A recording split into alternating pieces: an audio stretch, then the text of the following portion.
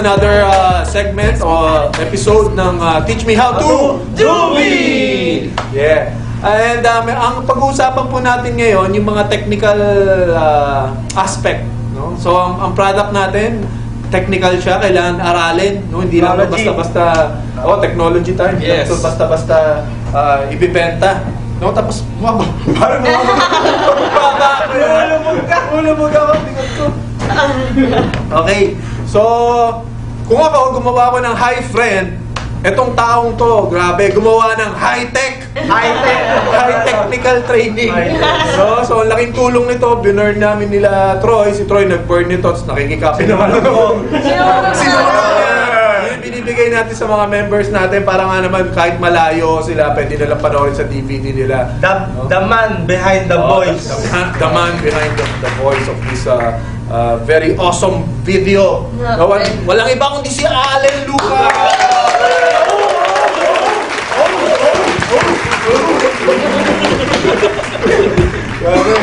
Sana. Hindi ako ginandito.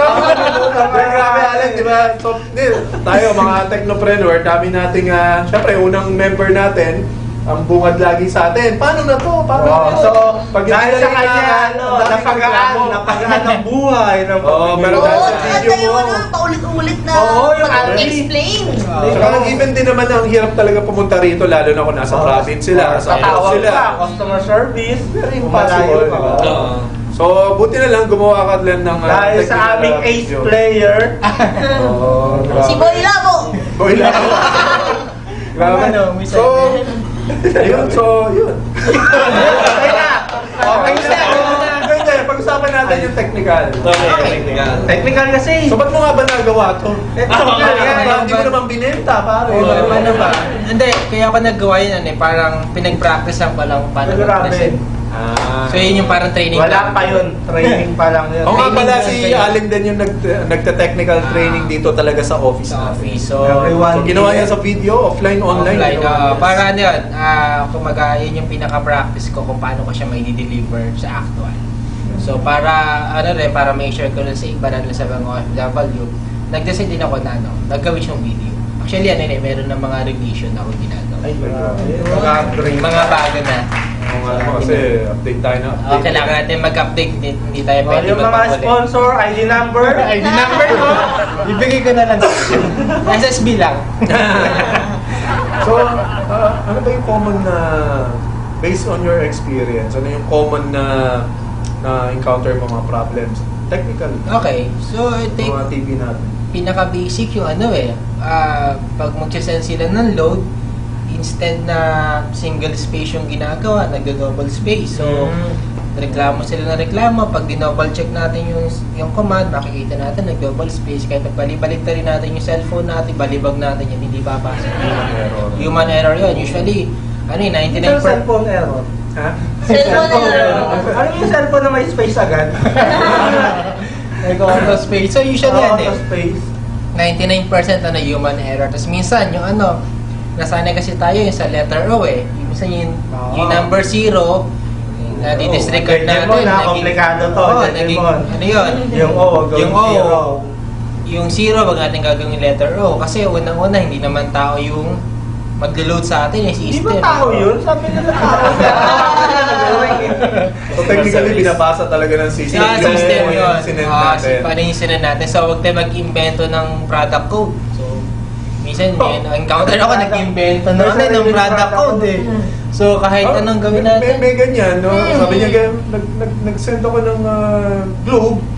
Diba? Sabi niya, nag-send ako globe, di pumasok Ano po? G25, G15? Hindi, G35. Yan yung pinapalitan Sabi niya, totoo sa tindahan, meron nun, pero iba yung process sa atin. Mga kanya-kanya rin. Kanya-kanya process. Diskarte. Piso-piso. Bawa, yung load. Wala tayong denomination, pwede naman 2 beses natin isa yung load. Ganun pa rin yung load na matatanggap nila. Yung nga lang, twice natin isa-send. Pero Marlon, ano yung mga na-experience mo dati? Na-experience ko dati yung sa online loading. Minsan hindi pumapasok. Nakikita ko, hindi nababawas dun sa load wallet. So, actually, ang nagiging problema yung internet. Pag ang internet nawala, paano ka makakapag-send ng request reload? Ako mabagal, baka hindi talaga Yung load. Oo, may mobile, hindi talaga send mo. Oo, tapos hindi rin nabawas dun sa load wallet. Meron akong na experience na inaway-away ako. Tipiko, nag-load siya. So nung pina-check ko sa customer service, yung pala hindi number nung customer niya niloadan niya. Number pala nung asawa niya. Ayun. Ayun. Ang sabi ng asawa niya, swerte, may nagpa-load sa akin. Tapos yung isang customer niya, naaway ako. Kasi Nagkamali yun. So, ito nga, sabi mo, mobile technology tayo, katulad ng computer, pagka nilagyan mo ng password at nag-enter ka ng maling password, hindi siya bubukas. Diba? Technology tayo, kung lata, okay lang. Yung may PC. Okay nga, wala na password, okay, diretso. Technology tayo. Tumataas ang technology natin. So, dapat laging Up to date. at saka tama lahat ng command. Wala, babasahin mo yung mga manual. Oo, yung manual. Minsan Minsan nandun na yung manual, iwan pa sa akin. May quick guide na. Nung nag-start ako, so una kong sa video. Send ako sa video. Tapos hinihintay ko, ang tagal. Tumawag ako sa customer service. Sabi ko, wala pa eh. Sabi na, LX reload yun na po ba? Pag ano yun? Ganun mo, di ba? Ganun ba? Dahil hindi man ako matin pa ng technical training nun eh. Nag-try agad ako, sumabak agad. Ganun, gusto binasa ko yung okay. So sinundod ko. Tsaka pumasok yung load wallet. Tama. So kailangan talaga aralin. Babasahin din. Kaya nga may brochure. May kasama sa kit mo eh. May DVD na Ngayon nga. may DVD na tayo.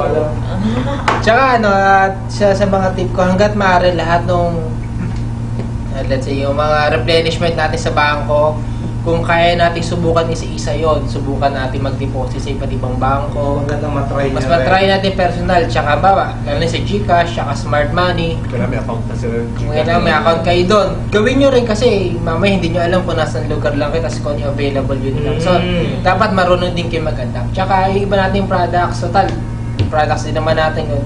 Paglaruan natin, load natin sa sarili natin, yung mga online games, i-load natin, gawa natin ng account para Parang hindi sila naglalaro nun.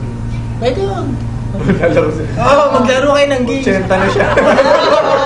Pwede yun para at least hands-on tayo talaga dun sa produkto na. Pero alam mo ako, may TP ako, mga 83 na yata siya. Wow. No? So, Buhay pa. ang lakas pa niya. Tapos kinamusta niya ako. Sabi niya, Ramil, grabe, ang lakas ng loading ko. Ang lakas to ng loading niya. No? So, kasi yung anak niya yung TP. Tapos sa kanya binigay yung load. Kasi sa ibang bansa, natutuwa naman ako dahil talagang 80 plus na. Di ba? Tuwan-tuwa siya. No? Hindi nga niya... Naaral niya. Ha? Naaral niya. Inaral niya. Ilang beses na nagte-technical dati dito. Talagang mati ng technical, ng buong. So, nung una, pasok siya rito, syempre, may edad na, hindi niya ma-gets sa isang pasok. Nulit niya 3 beses. Sa pangatlong beses, hindi niya ma-gets, pero nagsama siya ng pamangkin niya na magaling, may alam. Tapos tsaka siya tinuruan pa na hands-on sa bahay. Doon niya natutunan talaga. Pero makikita mo talagang pag may, yung pag-porsigido ka, may matututunan mo talaga. May online din ako, may edad, may farming pa nga. May farm. Oo, yung pinamamana niya. So Allen, ano pa yung mga iba mong mga tips na mabibigay sa mga TV natin? No? Yung mga hindi rin namin alam, di ba? Galing mo dyan sa mga natutukong sampo eh. Hindi. Kasi nga sabi ko kanina, gamitin lang yung produkto. Personal. Kasi, paano ka paano ka mag-endorse sa ibang tao kung ikaw mismo sa sarili mo hindi mo ginagamit yung produkto? Mas mahirap mag-convince ng tao pag gano'n. So, yun lang. Share ka. So, Allen, maraming salamat. Thank you, thank you. Dito. Oo. Salamat. Balik ka ulit dito. Balik ka ulit dito. May alis ka na eh. Okay, punta ka na naman eh. Yan lang. So again, maraming salamat sa mga nanood ulit ng episode ng Teach Me How to Groovy. So again, ako po si Ramil. Ako si Marlon. Jay Cuenca. Ay, Troy Saya. Tsaka si Risco. And Alex. And this is our show. This is Teach Me How To Do It! Everybody love me. Everybody love me. Everybody love me. You ain't messing with my cousin. Okay.